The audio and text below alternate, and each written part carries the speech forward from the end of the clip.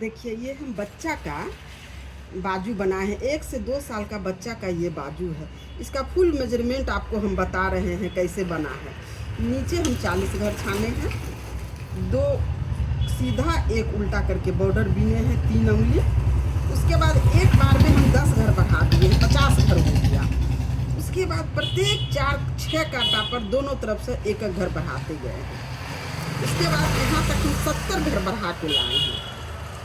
70 घर बढ़ाने के बाद एक बार 3 घर घटाए हैं, फिर 2-2 घर घटाए हैं, 2 2 2 2 2 2 करते हुए 25 घर जब यहाँ बचा है तो इसको हम बंद कर दिए हैं। देखिए कितना अच्छा ये बाजू का फिटिंग आएगा। देखिए आपको हम दिखाते हैं। देखिए बच्चा है, ढीला ढाला थोड़ा होना चाहिए। 1 से 2 साल का बच्चे का बाजू का मेजरमेंट है ये। बहुत ही प्यारा, एकदम गोल बैठ जाएगा, वहाँ पे जाके गोल बैठ जाएगा।